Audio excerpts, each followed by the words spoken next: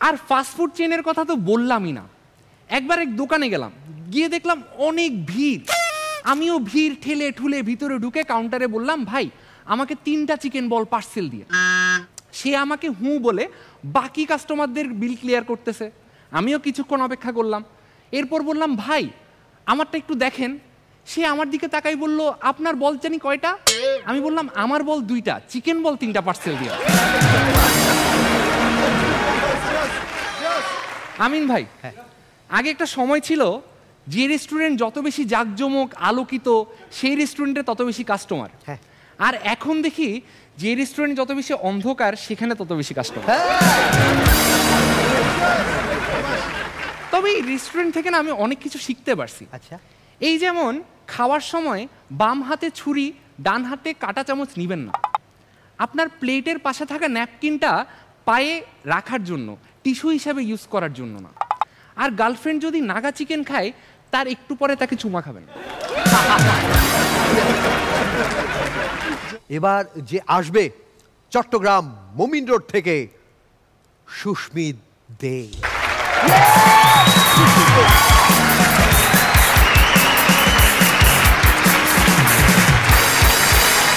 কেমন আছেন সবাই? ভালো ভালো ভালো।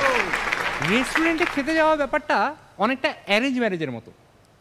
দিন শেষে আপনার পকেট থেকেই টাকাটা যাবে, কিন্তু স্যাটিসফাইড হবেন কি হবেন না তার কোনো গ্যারান্টি নেই।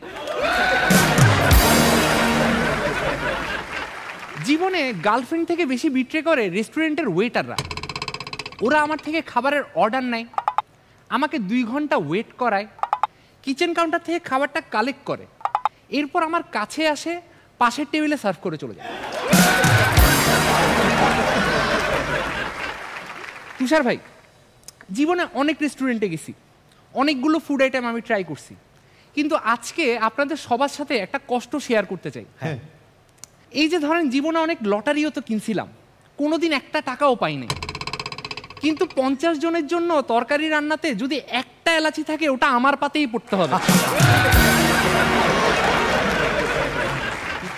এই রেস্টুরেন্টে খেতে গিয়ে না আমি বিপদ আর মহা বিপদের মধ্যে পার্থক্যটা বুঝতে পারলাম।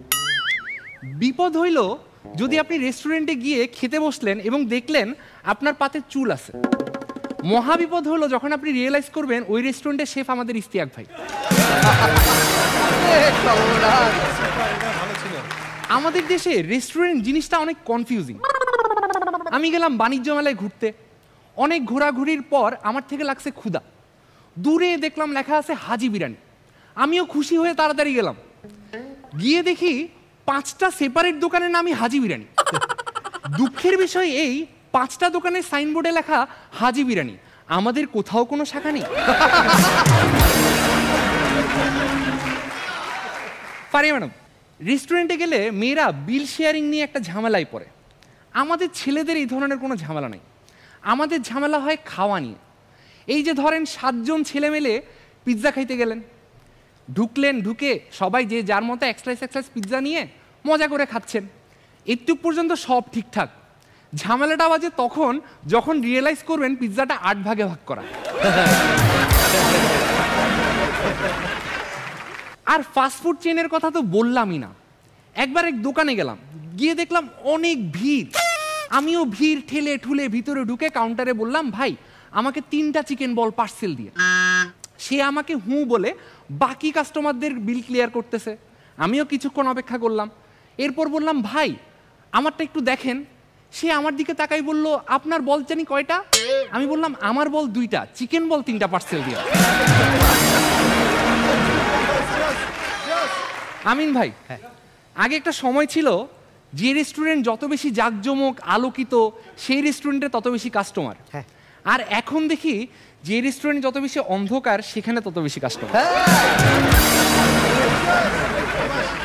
তবে এই রেস্টুরেন্ট থেকে না আমি অনেক কিছু শিখতে পারছি। আচ্ছা, এই যেমন খাওয়ার সময় বাম হাতে ছুরি ডান হাতে কাঁটা চামচ নিবেন না।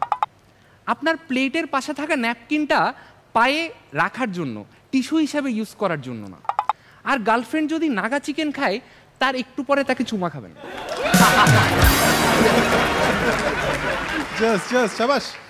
রেস্টুরেন্ট নিয়ে এত সব অভিজ্ঞতার পর আমি চিন্তা করলাম নিজে একটা রেস্টুরেন্ট খুলি। কিন্তু রেস্টুরেন্টের নাম কি দিব সেটা নিয়ে অনেক কনফিউজ ছিলাম। ভাবলাম রাস্তায় বের হই, বাকি রেস্টুরেন্টের নামগুলো চেক করি, হয়তো বা কিছু ইন্সপিরেশন পাই।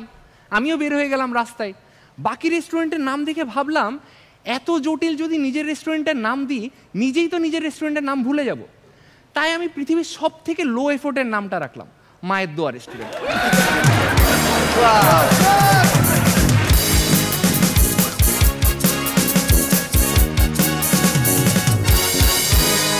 ওকে, বইমেলায় যেহেতু এসছে, ঠান্ডা মাথায় দুর্দান্ত পারফরমেন্স করেছে, একটা জোরে হাততালি। সুস্মিত দে এখনো চোখে লেগে আছে সেই ফটোগ্রাফার।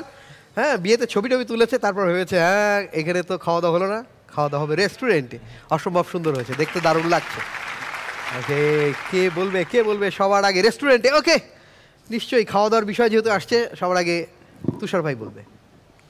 সুস্মিত, খুব সুন্দর, একেবারে গল্প বলার মতন তুমি বলে গেছো। তুমি যে শুরু করলে তারপর থেকে অপেক্ষাটা কি সুন্দর।